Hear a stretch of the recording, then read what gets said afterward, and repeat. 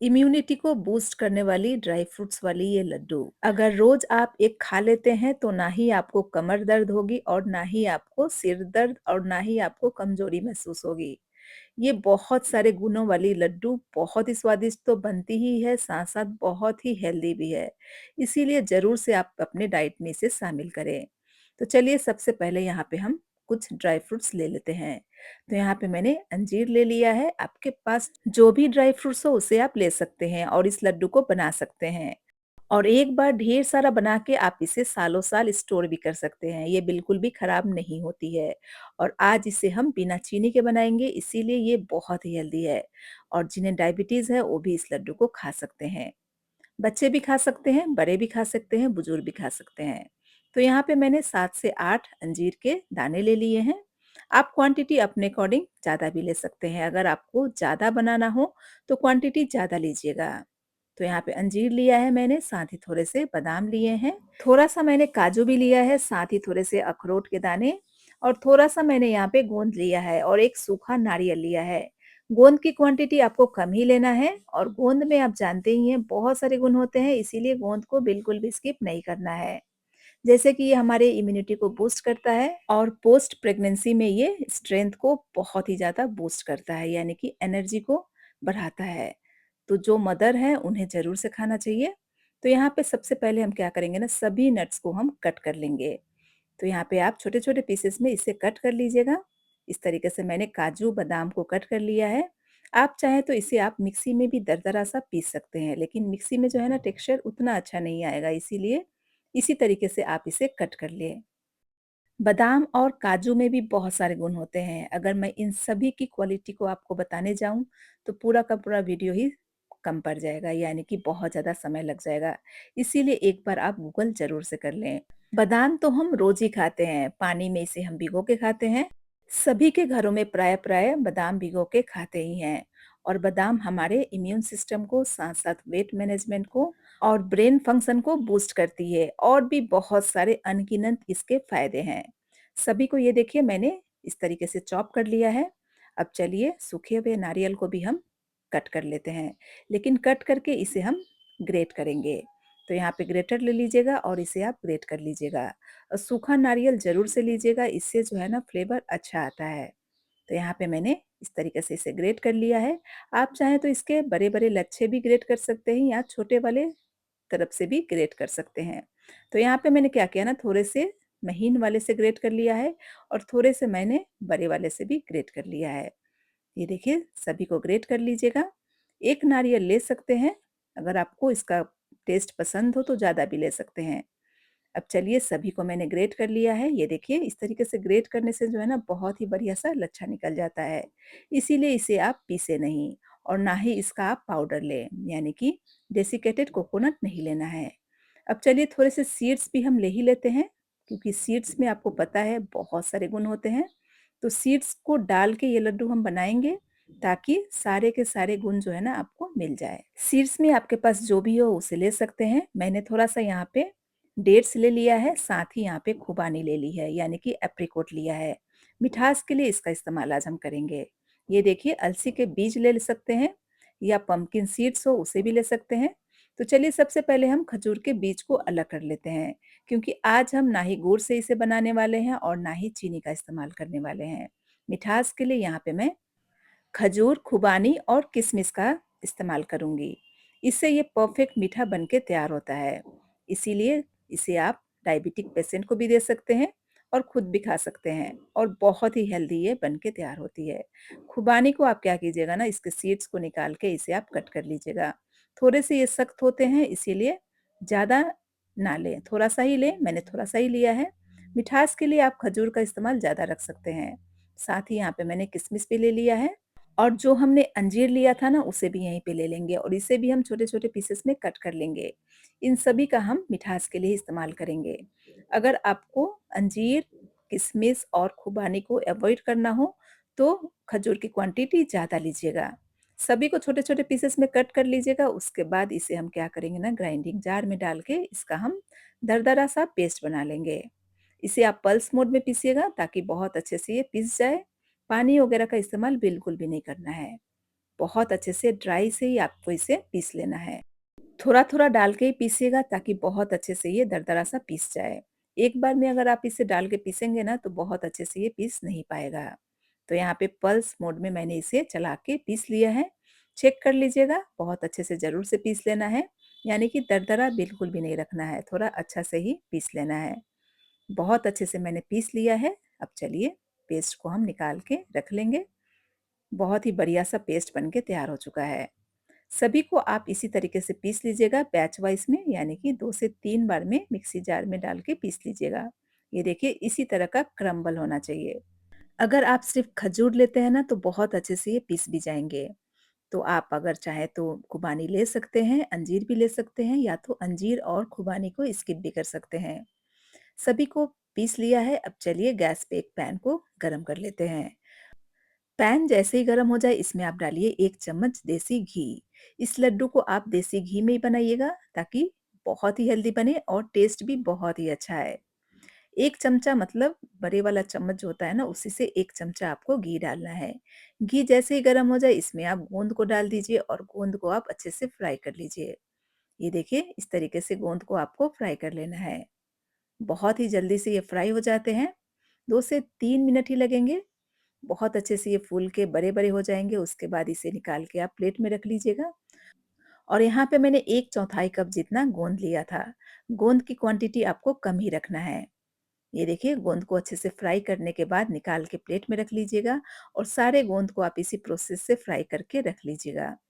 और ध्यान रखना है थोड़े-थोड़े गोंद डाल के ही आपको इसे फ्राई करना है, क्योंकि यहाँ पे हमने बहुत ही कम घी का इस्तेमाल किया है। अगर आप ढेर सारा घी लेते हैं तो एक बार में आप सारे गोंद को फ्राई कर सकते हैं। लेकिन मैंने यहाँ पे क्या किया है ना बहुत ही कम घी का इस्तेमाल करके ये लड्डू बनाया है। बहुत ज़्यादा घी का इस्तेमाल नहीं किया है। और गोंद को फ्राई होने में बस आपको 2 से 3 मिनट ही लगेंगे, इसीलिए थोड़ा-थोड़ा करके बहुत अच्छे से इसे फ्राई कर लीजिएगा और फ्लेम को जो है ना यहाँ पे लो ही रखिएगा। सभी गोंद को फ्राई कर लिया है मैंने। अब बचे हुए घी में ही आप सारे नट्स को जो हमने कट करके रखा था ना, उसे आप इसमें डाल दीजिए। सभी को एक साथ डाल दीजिएगा और बहुत अच्छे से इन्हें आप भून लीजिएगा। और यहाँ पे फ्लेम को आपको लो ही रखना है। लो फ्लेम पे बहुत अच्छे से जब तक कि बहुत ही बढ़िया से ये क्रंच ना हो जाए तब तक आपको इसे भून लेना है। और लगातार चलाते हुए भूनिएगा ताकि कोई भी नट्स जले नहीं। 2 से 3 मिनट के बाद ये देखिए बहुत अच्छे से नट्स हमारे भून गए हैं और कलर भी बहुत ही अच्छा-सा आ चुका है।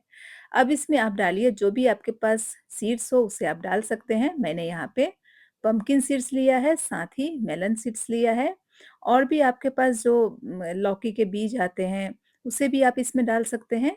अब इसे भी आप 1 मिनट जितना भून लीजिए। इसे आप तब तक भूनिए जब तक ये चटकने ना लगे।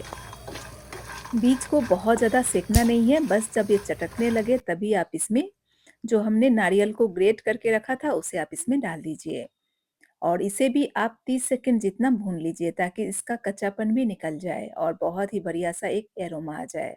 जब आप सारी चीज़ों को इस तरीके से भून लेते हैं तो ये लड्डू जो है ना सालों-साल खराब नहीं होती है और एक बार में आप बहुत ज़्यादा बना के स्टोर भी कर सकते हैं।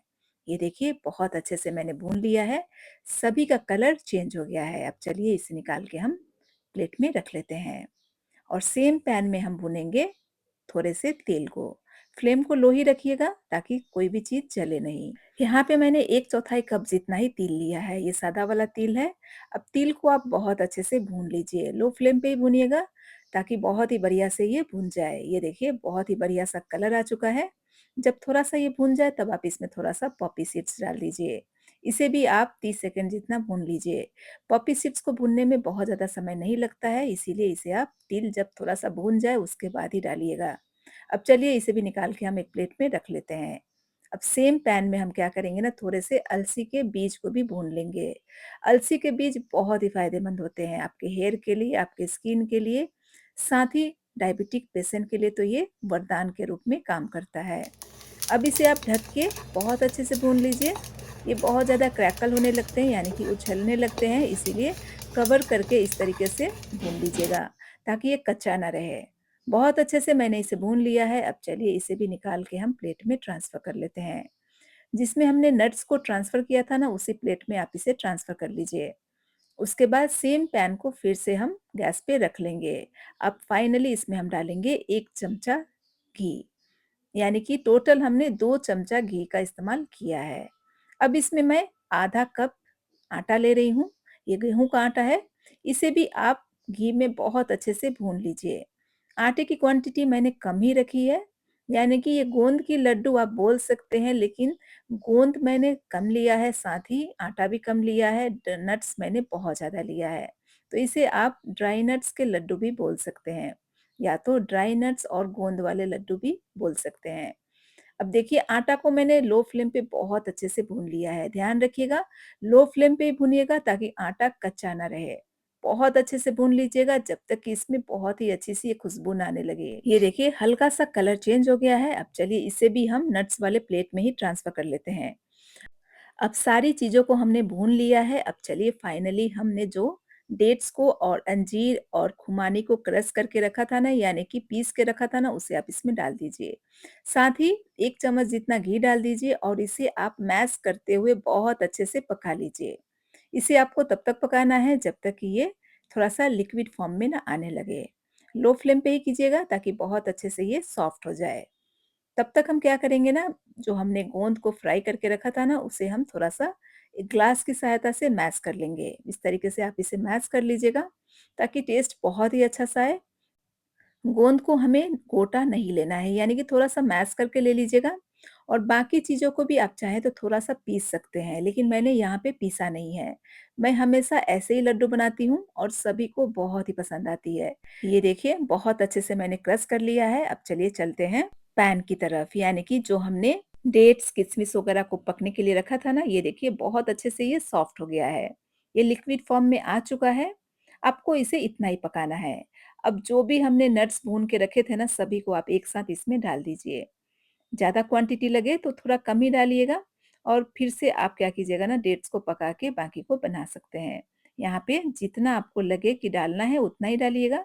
मैंने कम ही डाला है। अब थोड़े से भुने हुए तिल और पॉपिट सीड्स को डाल दीजिए। थोड़ा-सा बचा लीजिएगा और सभी को आप बहुत अच्छे से मिक्स कर लीजिएगा। और यहाँ पे फ्लेम को जो है ना लो ही रखना है। बहुत बढ़िया से देखिए मैंने मिक्स कर लिया है। और ये जो लड्डू है ना, मेरे घर में आप यकीन नहीं मानेंगे, बनाने के साथ ही 1 महीने के अंदर-अंदर ही खत्म हो जाती है। क्योंकि रोज़ जो है ना 1 या 2 तो सभी खा ही लेते हैं। बहुत ही स्वादिष्ट लगती है खाने में। सभी को बहुत अच्छे से मैंने मिक्स कर लिया है। अब थोड़ा-सा इसे हम ठंडा होने देते हैं। बस 1 से 2 मिनट जितना आप इसे छोड़ दीजिएगा। उसके बाद ये देखिए इस तरीके से आप इसके लड्डू भी बना सकते हैं। आपको जो भी शेप देना हो ना, उस तरीके से आप इसमें शेप दे सकते हैं। बहुत अच्छे से जब ये गरम ही रहे तभी आपको लड्डू का शेप दे देना है। ये देखिए बहुत अच्छे से ये लड्डू के शेप में आ गया है। तो इस तरीके से आप बना के किसी भी एक एयर टाइट कंटेनर में रख सकते हैं, यानी कि स्टोर करके रख सकते हैं। ये देखिए कितना बढ़िया सा लड्डू बन के तैयार हो चुका है। और एक और तरीके से आप इसे बना सकते हैं। एक बड़ा सा बोल ले लीजिएगा जिसमें आप इसे जमाने वाले हैं। इस तरीके से इसे जमा के आप कट कर सकते हैं। थोड़ा-सा इसके नीचे भुना हुआ तिल और पॉपिट सीड्स डाल दीजिएगा और ये जो बचा हुआ मिश्रण है ना, इसे आप इसमें डाल दीजिएगा और बहुत अच्छे से इसे आप सेट कर लीजिए, यानी कि चम्मच से दबा दीजिएगा। थोड़ा-सा इसके ऊपर आप भुना हुआ तिल और पॉपी सीड्स डाल दीजिए, ताकि खाते समय जो है ना बहुत ही बढ़िया-सा क्रंच आए।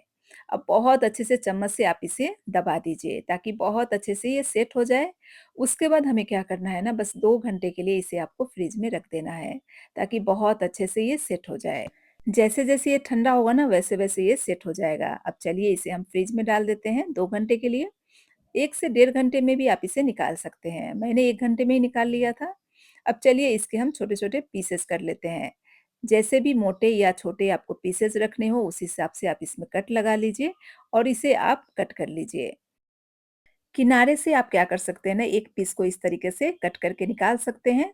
उसके बाद इसे आप डिमोल्ड कर सकते हैं। जैसा कि हम केक वगैरह बनाते हैं ना, वैसे भी आप इसे डिमोल्ड करके रख सकते हैं। ये देखिए कितना बढ़िया से ये सेट हो गया है। बहुत ही हेल्दी सी लड्डू बनके तैयार होती है फ्रेंड्स। बच्चों को ज़रूर से खिलाएँ, साथ ही बड़े-बुजुर्ग को भी ज़रूर से ये लड्डू खाना चाहिए। अब चलिए सभी को इस तरीके से डिमोल्ड कर लीजिए, यानी कि हाथों से निकाल के आप इसे कट कर सकते हैं। बहुत अच्छे से ये सेट हो गई है। अब आप इसके पीसेस कट कर लीजिए। जितने मोटे या पतले रखने हो उस हिसाब से आप इसे कट कर सकते हैं। ये देखिए बहुत ही बढ़िया सी, यानी कि बहुत ही स्वादिष्ट सी लड्डू बनके तैयार हो जाती है। मार्केट में अगर आप इसे खरीदने जाएँगे ना तो बहुत ही महँगे मिलते हैं। घर में आप बहुत ही कम दाम में इसे बना के तैयार कर सकते हैं। ये देखिए, थोड़े से मैंने मिश्रण को लड्डू का शेप दे दिया था, थोड़े से मैंने जमा लिए थे। आपको जो भी प्रोसेस आसान लगे उस हिसाब से आप इस तरीके से लड्डू बनाइए और सभी को खिलाइए, साथ-साथ खुद भी खाइए। बहुत ही स्वादिष्ट बनती है, साथ-साथ इसमें आज हमने गुड़ का इस्तेमाल नहीं किया है, इसीलिए ये बहुत ही हेल्दी है और डायबिटिक पेशेंट भी इसे खा सकते हैं।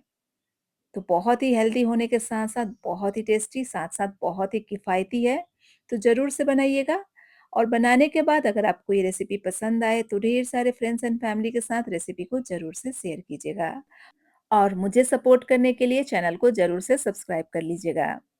और वीडियो पसंद आया हो तो वीडियो को ज़रूर से लाइक कर दीजिएगा क्योंकि आप सभी जो है ना बहुत ही कम वीडियो को लाइक करते हैं और चैनल को सब्सक्राइब भी कर रहे हैं। इसीलिए ज़रूर से चैनल को सब्सक्राइब और वीडियो को लाइक कीजिएगा।